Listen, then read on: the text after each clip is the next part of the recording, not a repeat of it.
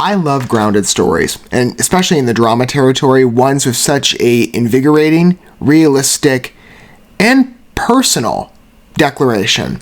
Prisoner's Daughter offers that, and I can't say necessarily, when I say personal, I don't mean in my immediate surroundings, or my personal life specifically. Just stories that are associated. I read the general pitch of this story about a father being released from prison after a number of years, at 12 to be specific, and perhaps there's a complication upon re-entering life and re-establishing relationships with family. Or life, generally. You can speak to this quite broadly. There's a real-life story that I know from a friend of mine, an old friend of mine, in fact, who, I think it was a relative of his. He shared a very similar story in how that relative, I forget the relation, maybe a brother or a cousin or something, got out of prison. And when you're locked behind bars, I can't say from personal experience, but I've certainly seen enough cop shows and I know enough stories to understand this. And plus, I think anybody can understand the concept and the idea. Life just passes you by, right? The minute you walk out of those doors, it's a different world, right? So many years have perhaps passed by upon release, and you're in surroundings that maybe you don't recognize. Relationships even possibly have changed, right? People change. People grow.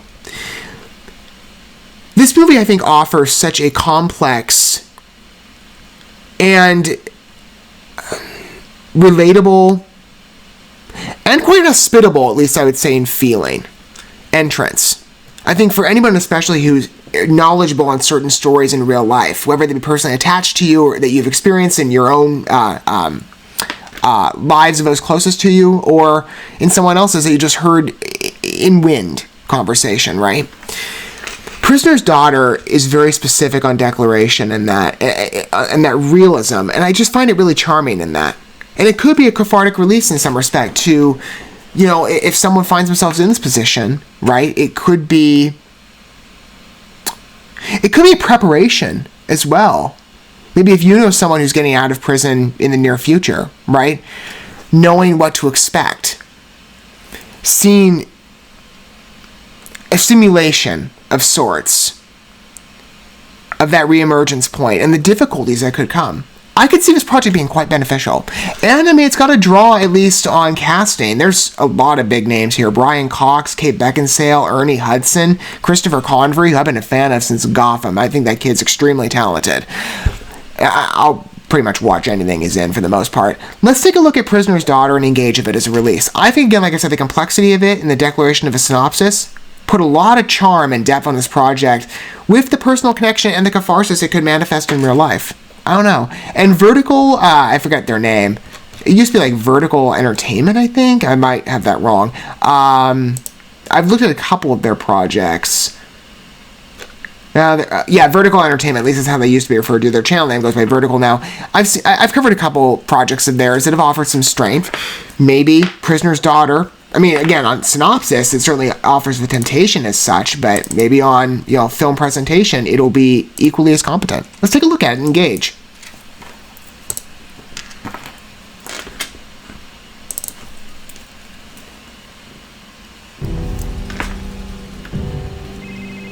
Okay, so we have the setup here. Dad, I'm getting out soon. Okay. Promising regard. Mom, ask Dad for the money. I'll handle it. I need money, Tyler. Maybe if you let me see him, I might be a little more generous.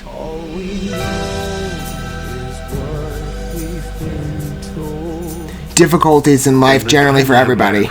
I would like to spend it with you. I'll do it on one condition. You pay me rent. You're still so beautiful. You're a tenant. That's it. Oh, wow. It's moving. It's been ages since I've seen this place. Look, it's a dump. Filled with bad memories. I'm not that guy anymore. I'm tired of being picked on all the time. This is bringing up a lot of layers. You always have to protect yourself. Big Daddy Bulldog's in town, huh? Think that's a good idea? You're an addict, Tyler. I'm gonna ask you one last time. Or what? Don't come in here now like you're some hero, because you're not. You can't stop me from seeing. I'll save Now, my thought. Watch me. I want to take most of us in first to understand how I promise I will never let them harm you again. vast of a scale we're operating on here. I know none of this will make up for who I was or what I did. But let me be your father for once. Stop it! Get over here!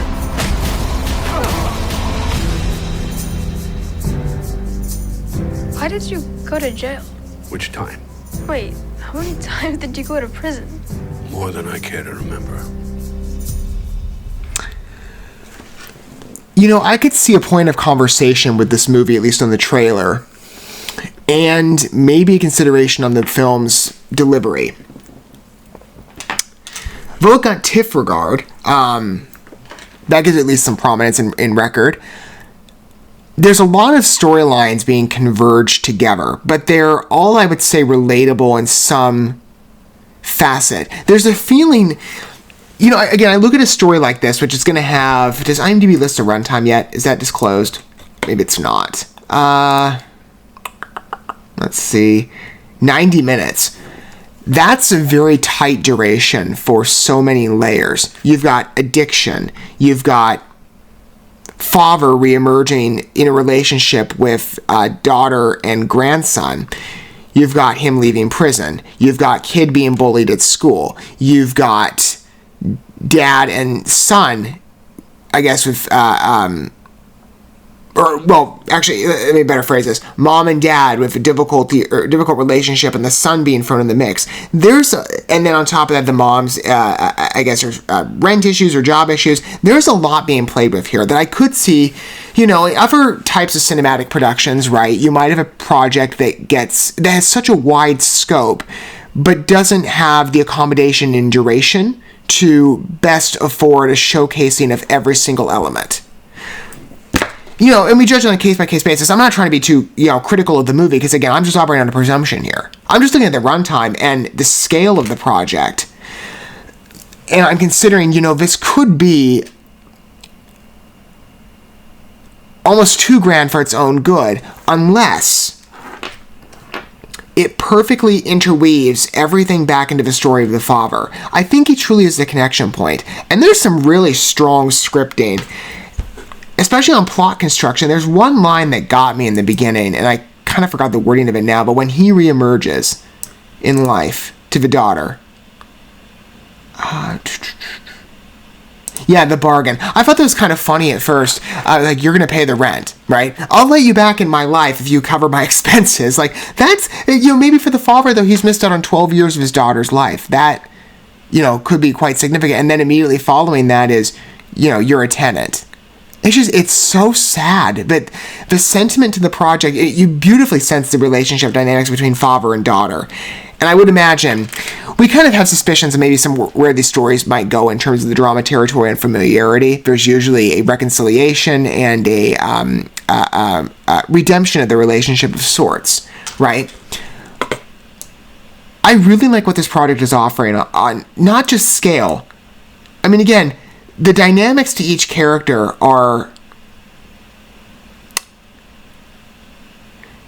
they're beautifully fleshed out. Just on a first, consultation of what I'm seeing. And while I do think there's a risk in terms of project duration, I'm hesitant to say that I would believe that for sure, because I think the project is quite competent. And again, if it all comes back to the father figure, not just in him reemerging in life for himself and into general society, not just perhaps trying to shake old patterns that existed of what led him there in the first place, apparently maybe several times, to prison sentences, but as a point of inspiration as well for some of the other characters, right? Getting involved with the grandson, becoming sort of a grandfather figure. There might be an argument from some as well that because it's a drama and we've seen these types of conventions before, that maybe some of the elements come across as a bit typical. But I really do, like I said, I think back to that story that I know from a friend of mine, and the person he knows that went through a very similar situation. I don't know if it was to this extension, but I would imagine there were similar dynamics. I mean, being locked away from prison, you miss out on life. You miss out on your family. And when you re-enter the world, it's such a different place. And it can be stressful, troubling, disorienting, I'm sure. Not just for, the person who's released, but for everybody else. Right? Coming back into the person's life, it can be a messy period, but that's how oftentimes relationships are. A project like this, I do see a lot of potential, not in it just being a good movie. For sure. I'm sure the people behind it would love nothing more and be like, hey, we got an effective picture on our hands. Everyone's going to love, right? And the sentiment is going to connect with people. I would imagine, again, like I said, point of appeal with this movie that will be met. But I also just see this cathartic spirit to it. It's so relatable that I could see it as sort of a teaching simulation for anybody who might be in the process or in preparation dealing with a situation upcoming, to know what to expect and to know how to properly weather those circumstances in a way that is hospitable to all parties. And that might prove to be beneficial for everybody involved, whether it be in family dynamics, for younger descendants as well. I mean, I really like that point of the grandpa taking an assertive role, it seems, in a close relationship with his grandson. This movie speaks volumes in its resonance and its passion and its joy and elation. I admire it. Strong release. And again, like I said, good casting, especially on Christopher Convery. The kid's a good actor. I mean, he's kind of competing with Jacob Tremblay, I'd say, because Jacob Tremblay's pretty good too, but I don't know. I've liked Christopher Convery for quite a while. He's definitely a point of appeal, and so is, Kate Beckinsale, Brian Cox, Ernie Hudson. Like I said, a good list of names here for a competent project on First Temptation. I'd love to hear what your sentiment is down below if you agree with me. And there's anything to this project that perhaps you noticed that I didn't, right? I'm just trying to set a good baseline here based on first presumption, because I see a lot of potential for a release like this. Coming out in, I believe it said June. Yes, in select theaters. I barely make it to the theaters these days. Even as much as I say, I'd love to. I might try for this movie. And if I don't end up making it, I will certainly watch it on streaming. Or on DVD. Maybe I'll even purchase a DVD outright. This is a film that offers, I think, a lot of potential, especially on its real-life connection. And its inspiration, I would imagine. Maybe there's some sort of story that is fueled by this. Or that the movie's being fueled by, I guess is a better way to state it. I'm impressed. On first consultation, I see a project that is incredibly strong.